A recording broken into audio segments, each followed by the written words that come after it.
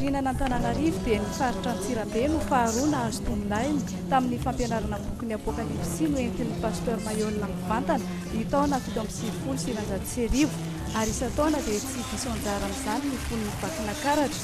Efa misy raha teo ny radio fanambarana Antsirabe FM 770.4 izay radio faharoa eo ambany fiahin'ny fiangonana Apokalipsy eto Madagasikara.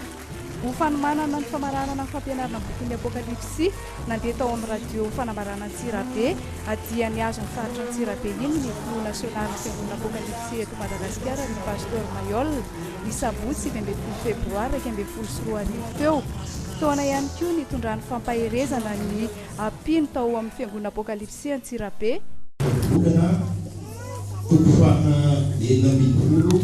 Ny fahasivy katramin'ny fahadimy ambinifolo. Ny fon'olona mihevitra tsara ny aleny fa Jehova ihany no manavorary ny tiany. Ny teny marina dia eo amin'ny olo tsy mpanjaka ary tsy diso teny izy raha tsara.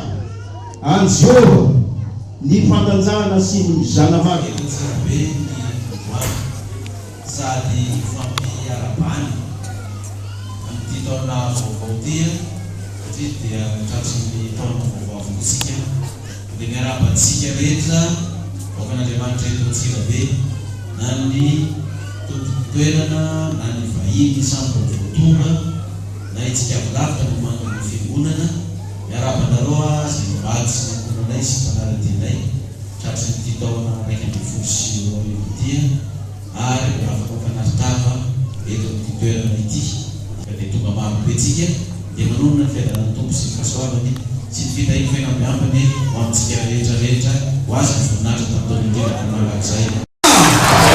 Amena! Vale mahitantsika satria dia sainkisainky mahafinaritra hita fa mandroso ny fiangonana eto Antsirabe fa tsy mehitra. Haleluya! Ny fon'ny olona mihevitra tsara ny aleny fa Jehova ihany no manavorary ny diany. Enao zany na andeha ho aiza ianao na andeha ho aiza arak'izay iverinao atao raha tsy Jehova no mandavorary an'izany tonga anao satsy tonga tsy tonga ianao.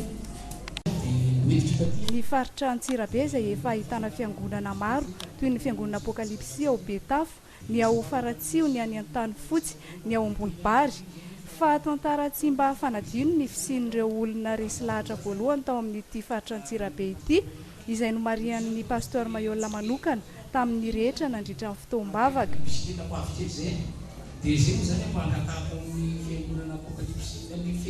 Fa aorinan'ny fampianarana bokin'ny Apokalipsy dia fanao eo anivon'ny fiangonana Apokalipsy eto Madagasikara ny fanatanterahana konferansa lehibe ara-baibony hitondrana fanazavana ara-matematika sy ara-fizika, ara-tsiansa ary ara-panahy sy toromarika samihafa ialana amin'ireo olana ara-panahy sy aretina mianjady mamatotra ny ankamaroan'ny olona.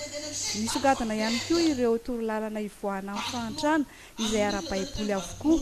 Ny alahady 20 febroary tontolo andro teo moa no nanatanterahana izay konferansa lehibe izay tao amin'ny espace mihaja izay mazaka olona maherin'ny arivo ny toy ny alarobia 13 febroary, ny alakamisy 14 febroary, ny zoma 5 febroary izany konferansa izany. Omaly sabotsy moa dia fotoam-bavaka lehibe no nitanterahana tao Antsirabe narahin'ny Batisa. Tanjon'ny fiangonana Apokalipsy eto Madagasikara ny fanatanterahana ny soratra masina hoe tsy maintsy toriana amin'izao tontolo izao ity filazantsara amin'ny fanjakana ity ho vavolombelona amin'ny firenena rehetra dia vao tonga ny farany. Mitohy hatrany ny fampianarana ny boky ny Apokalipsy eto amin'ny televiziona tetra isaky ny alahady amin'ny ora hatramin'ny 7 arivo iarahana amin'ny pasteur Mayol.